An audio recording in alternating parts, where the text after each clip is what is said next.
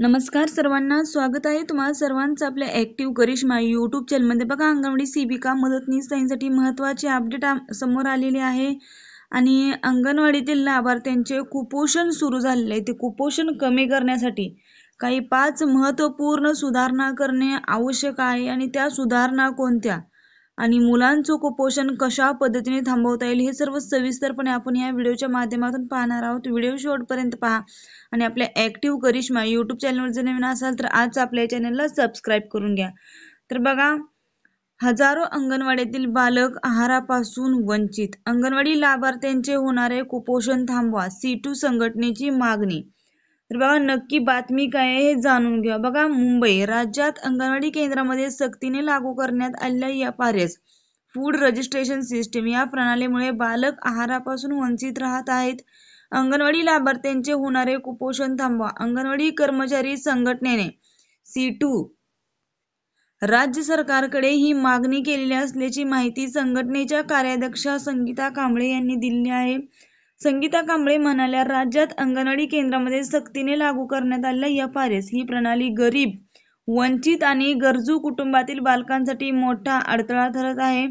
या यंत्रणेमुळे हजारो बालकांना त्यांच्या हक्काचा आहार मिळत नाही आणि सर्वोच्च न्यायालयाच्या आदेशाचा भंग होत आहे। अनेक घरांमध्ये मोबाईल किंवा इंटरनेट सुविधा नाही, ज्यांच्याकडे मोबाईल आहेत त्यांचा आधार लिंक असलेले नंबर नाही, त्यामुळे OTP येत नाही आणि FRS सुद्धा होऊ शकत नाही।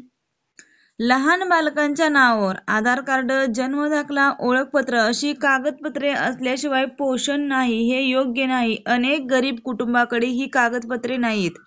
परिणामी ज्या बालकांकडे ही कागदपत्रे नाहीत, नादुरुस्त आहेत, आधार कार्ड नावात स्पेलिंग मिस्टेक आहे किंवा तांत्रिक अडचणी आहेत, ते सर्व बालक आहारापासून वंचित राहतात। सर्वोच्च न्यायालयाने प्रत्येक बालकाला वर्षातून 300 दिवस पोषण आहार देणे बंधनकारक केले आहे। सध्याची FRS सक्ती ही या आदेशाचे उल्लंघन आहे।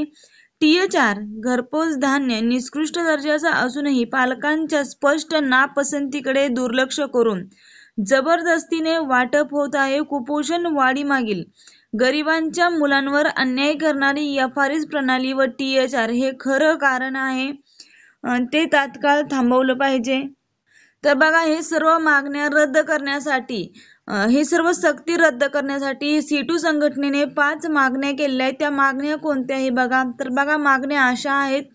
FRS सक्तीचा निर्णय तात्काळ मागे घ्यावा, प्रत्येक पालकांकडे कागदपत्रांची पूर्तता नसेल तर कागदपत्र किंवा डिजिटल अडथळ्यामुळे आहारापासून वंचित ठेवू नये, प्रत्येक बालकाला 300 दिवस आहार मिळालाच पाहिजे।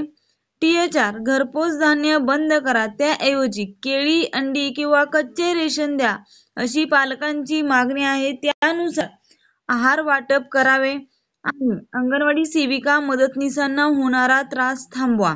या सर्व मागण्या C2 संघटनेने केलेल्या आहे। खरंच खूप महत्त्वपूर्ण मागण्या आहेत आणि ज्यावेळेस आपण स्वतः याच्यामध्ये काम करतो आहोत त्यावेळेस आपल्याला कळालेलं आहे की FRS प्रणाली किती किचकट आणि कशा पद्धतीने आहे।